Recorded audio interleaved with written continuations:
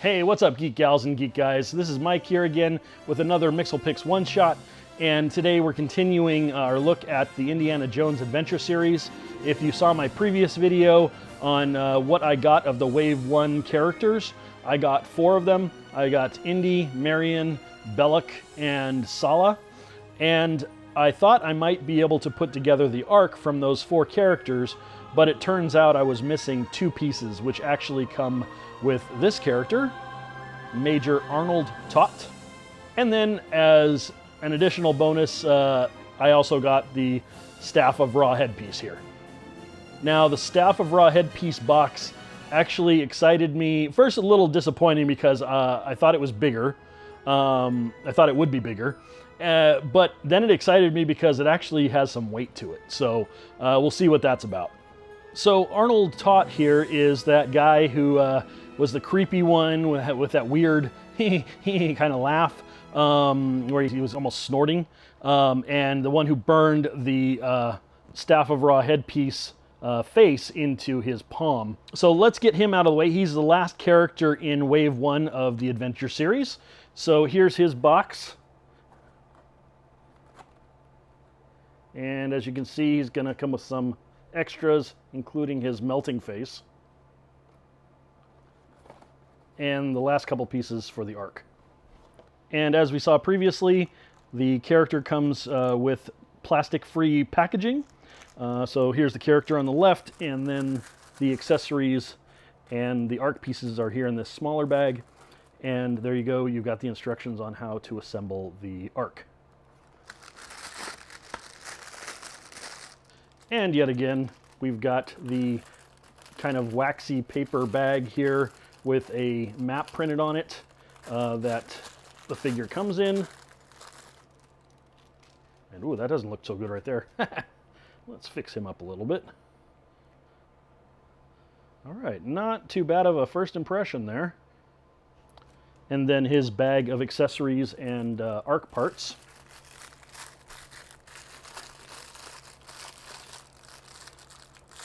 And it looks like we've got a hand, a melting face, his hat, a gun, and the last couple of arc pieces. Very cool. How about that melting face? That's creepy. Let's see how good this is. Whoa, that's pretty gruesome. Nicely done, though. His little hat has a flexible brim like Indy's does, only his comes off. And he definitely pulls off the creep factor here. Look at that. That is a good rendition of this character. Now, I really do like the fact that they went through the detail of actually giving him clear glasses that aren't a part of the actual head sculpt. I mean, looks like they're actually added on after the fact. So that is very, very cool. Thank you, Hasbro. That was really nicely done. Kudos. He does bear a good resemblance to the actor. Not perfect, but you know, good enough that it's not super insulting. But I don't think they quite captured it. And this extra hand here is a really, really nice touch. Look at that.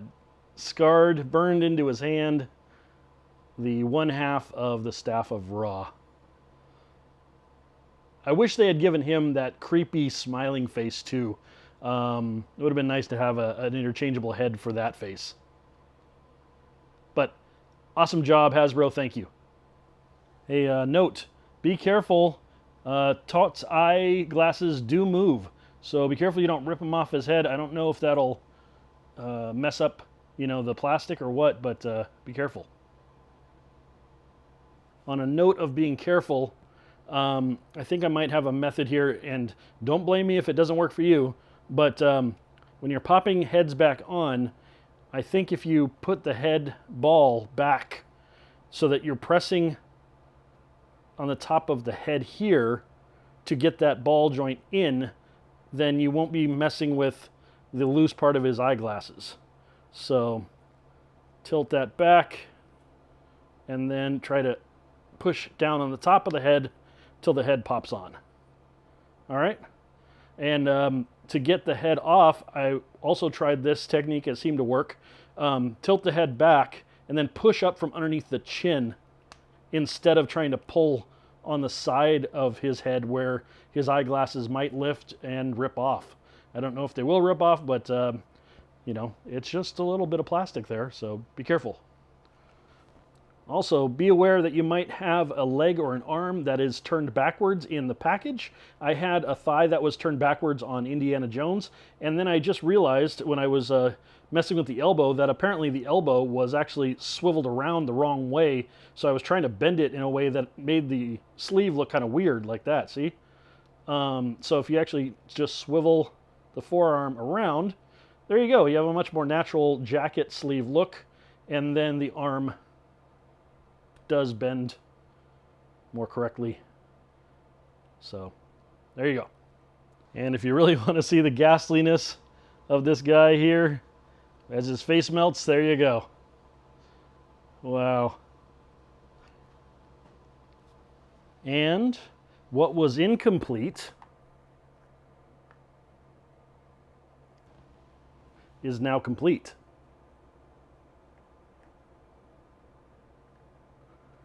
Yeah. Artifact secured. All right, so we've got toht. And then, of course, what was the thing that did that to his hand but the Staff of Ra headpiece? And the box of that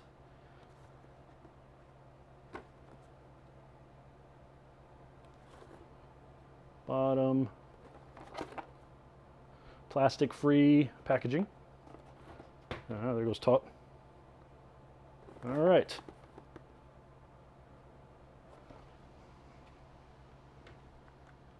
And inside the box, we've got the platform where the piece of the Staff of Ra will sit, and the headpiece will sit on top of that. We've got the little staff piece here, and we've got the Ra headpiece here. And this is what is weighing the most. I was kind of afraid of that. It's plasticky, but you know, it looks good. It'll be a nice presentation for fun. You know, it's a toy, so it just doesn't look like a real artifact, like a piece of stone, you know, but good enough. There will be a light up effect, so I guess the eye of the staff will glow. And the batteries will go in here. We'll see if there's a battery place in the headpiece, but definitely a battery compartment there.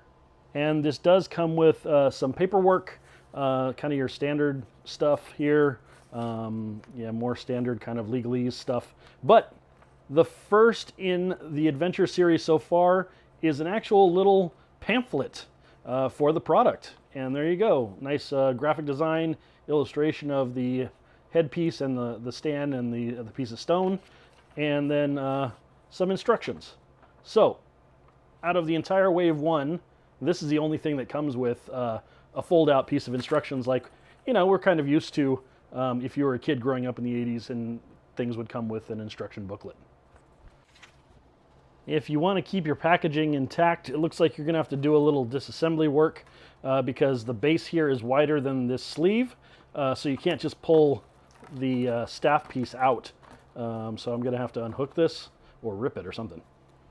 I think I can unhook it. Well, I unhooked it, but I ripped it. So just word to the wise if you're trying to keep your packaging pristine. Here's the little staff piece.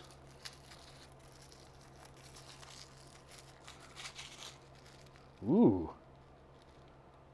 Looks pretty nice. Good wood grain detailing here. And, you know, decent representation of metal. It's not fantastic, but, you know, it'll do. Then I guess this is some light piping or something that's going to go up to the top here.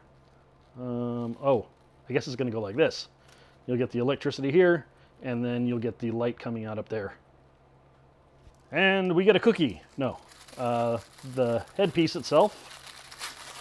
Ooh. Ooh. Now, to my eye, this jewel part actually really has a nice deep orange hue and is doing a nice bit of refracting, like you can see right there actually. So when the angle's right, it looks really cool. So that's one side, and then the other side, and the same kind of jewel effect. And this is pretty light. It's plastic, but you know, it looks pretty cool. And there's the connection. And then it just snaps in to the top of the staff piece. This looks like it's a power button. So I'm guessing that once I've got this connected to power, you'll actually be able to turn the light on and off. Okay, so the batteries are not included. You will have to provide your own, but they are only 2 AA's that are required. We're going to put this in here now. There's a little notch in the back of the hole that this little notch piece here actually goes into. And there you go. Wow, it's lit up. Okay, let me turn that off. Is it turned on? There we go. Now it's turned on. All right. So, if we dim the lights.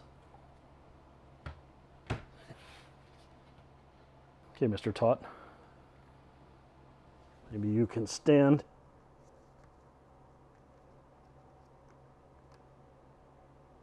All right, so if we dim the lights here. I'll try to get him to stand one more time. I really would like him to stand for this. He bears the mark of that on his hand. And let's see this thing light up. There you go.